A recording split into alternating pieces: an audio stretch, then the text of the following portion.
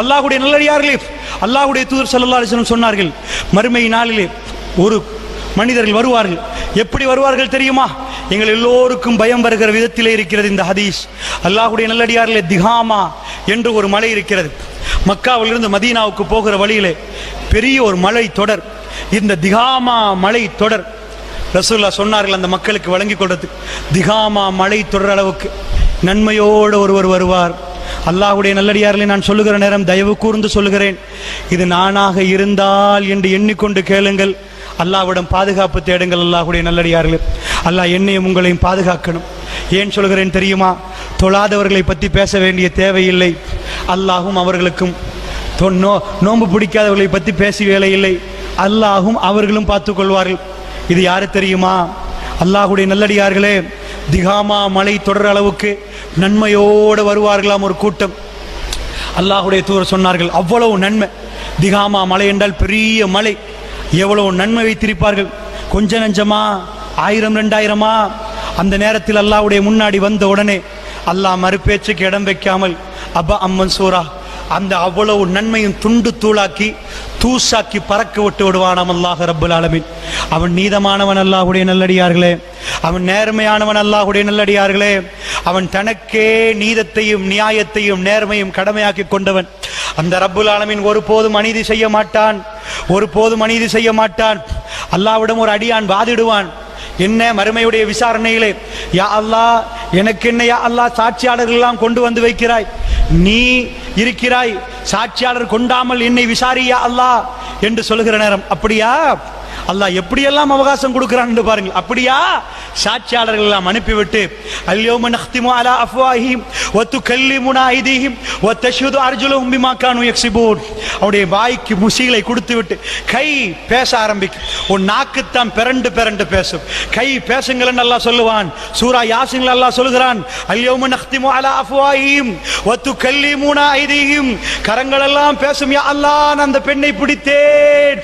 அவருடைய நாக்குக்கு அல்லாஹ் சீல் வைத்து விட்டு வ தஷ்ஹது அர்ஜுலுஹும், அவருடைய கால்கள் சாட்சி சொல்லும், நான் போனேன் யா அல்லாஹ், அந்த அநியாயமான வியாபாரத்துக்கு இந்த காலால் தான் போனேன் யா அல்லாஹ் என்று சொல்லும். அல்லாஹ் ரப்புல் ஆலமீன் அப்படி விசாரிப்பான் என்றார்கள். மறுமை என்பது அல்லாஹ்வுடைய நல்லடியார்களே, நீங்கள் சாதாரண ஒன்று நினைக்கிறீர்களா?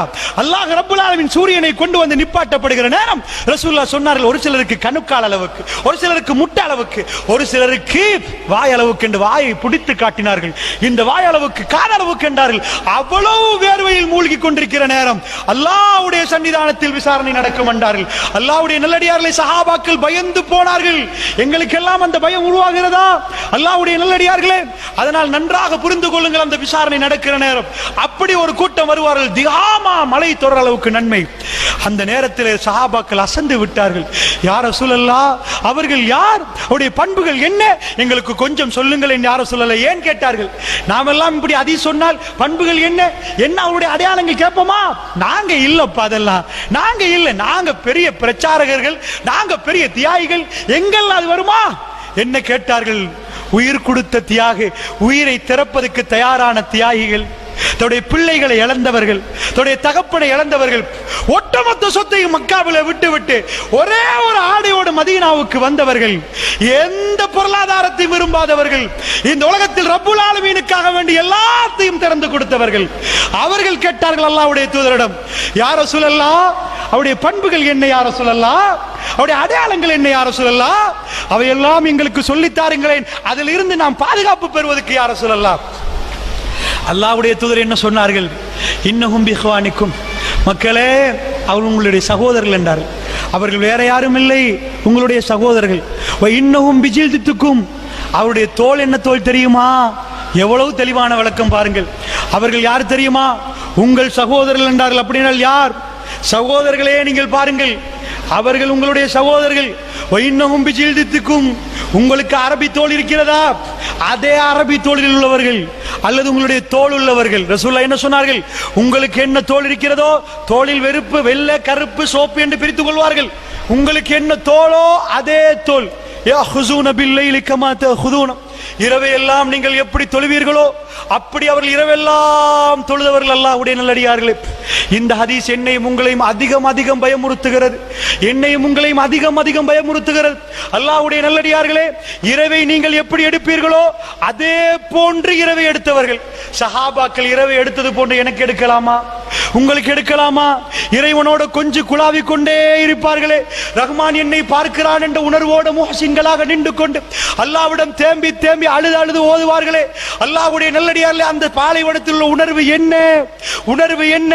தொழ முடியாவிட்டால் உட்கார்ந்து கொண்டு அவர்கள் அல்லாஹ்விடம் நெருங்குவதற்கு எவ்வளவெல்லாம் நெருங்கினார்கள், எப்படியெல்லாம் ரசூலுல்லாஹ் நெருங்கினார்கள். அதனால் யஹுஸூன பில்லைல் கமா நீங்கள் எப்படி இரவை எடுப்பீர்களோ அப்படி இரவெல்லாம் அவர்கள் விழித்து தொழுதவர்கள். இரவை விழித்து தொழுதால் எப்படிப்பட்ட நன்மை, எப்படிப்பட்ட நன்மை! இதிலிருந்து பேசப்படுகிற நேரம், இந்த ஹதீஸை நானும் நீங்களும் வாசிக்கிற நேரம் அல்லது கேட்கிற நேரம், ஒரு சிலர் எங்களுக்கே சொல்லுவோம், அவ்வளவு இரவு தொழுகை எங்களுக்கு இல்லையே, இரவு தொழுகை உள்ளவர்களுக்கே இந்த நிலைமை என்றால் எங்கள் நிலைமை என்ன என்று மனசு கேள்வி கேட்கும். ரசூலுல்லாஹ் சொன்னார்கள், அவர்கள் செய்த பிழை என்ன தெரியுமா? அவர்கள் செய்த பிழை என்ன தெரியுமா? அவர்கள் தனிமையாகிவிட்டால் அல்லாஹ்வுடைய வரம்புகளை சர்வசாதாரணமாக மீறுவார். தனிமையாக பப்ளிக்ல வந்தா எல்லாரும் பார்க்கிறார்களே, என்ன மாதிரி உத்தம மகான் இருக்கிறாரா என்றெல்லாம் காட்டிக்கொள்பவர்கள் தனிமையில் போனால் அல்லாஹ்வுடைய வரம்புகளை சர்வ சாதாரணமாக மீறுவார்கள். அல்லாஹ் விட மாட்டான். அவருடைய நன்மைகள் எக்கச்சக்கமான நன்மை. மக்களோட மக்களாக சேர்ந்து தொழுதிருப்பார்கள், மக்களோட மக்களாக சேர்ந்து நோன்பு பிடித்திருப்பார்கள், எல்லாம் செய்தவர்கள். தனிமை என்று யாருமே இல்லாத இடங்கள் கிடைக்கிற நேரம் அவர்கள் அல்லாஹ்வுடைய வரம்புகளை மீறி இருப்பார்கள். அல்லாஹ்வுடைய நல்லடியார்கள் அப்படியெல்லாம் மீறினால் அல்லாஹ்விடம் பாவ மன்னிப்பு கேளுங்கள், அல்லாஹ்விடம் மன்னிப்பு கேளுங்கள். அல்லாஹ் உங்களை மன்னித்தால் அந்த நிலைமை இல்லை. அல்லாஹ்வுடைய நல்லடியார்களே, தவறாக புரிந்து கொள்ளக்கூடாது. அல்லாஹ் ரப்புல் ஆலமீன் திருக்குர்ஆனில் சொல்லி காட்டுகிறான், والذين إذا فعلوا فاحشة أو ظلموا أنفسهم ذكروا الله واستغفروا لذنوبهم ومن يغفر الذنوب إلا الله ان الله கேக்குறான். والذين إذا فعلوا فاحشة, யாராவது ஒரு மானக்கேடான காரியத்தில் ஈடுபட்டு, யார் அவர்? முத்தகீன் அல்லாஹ் சொல்கிறான். முத்தகீன்களை பற்றி சொல்கிற நேரம், அந்த முத்தகீன் மானக்கேடான காரியத்தில் ஈடுபட்டு அல்லாஹ்வை ஞாபகப்படுத்தி அல்லாஹ்விடம் பாவ மன்னிப்பு கேட்டு அல்லாஹ் மன்னிப்பு கொடுத்தால் ومن يغفر الذنوب إلا الله, அல்லாஹ்வை விட யாரப்பா மன்னிப்பு கொடுப்பதுன்னு அல்லாஹ் கேட்கிறான். அவர்களை அல்லாஹ் சொர்க்கத்துக்கு அனுப்புவான் என்கிறான். அதனால் தப்பித்தவரையாவது ஒரு இரவிலே உட்கார்ந்து தப்பான படங்களை பார்த்திருந்தால் தேம்பி தேம்பி அழுதாவது அல்லாஹ்விடம் மன்னிப்பு கேளுங்கள். அல்லாஹ்வுடைய நல்லடியார்களே, தஹஜ்ஜுதிலே வைத்து திருக்குர்ஆனோட உட்கார்ந்து அல்லாஹ்விடம் நெருங்கி யாரும் தெரியாத நேரம் தேம்பி தேம்பி அழுது அழுது அல்லாஹ்விடம் கேளுங்கள்.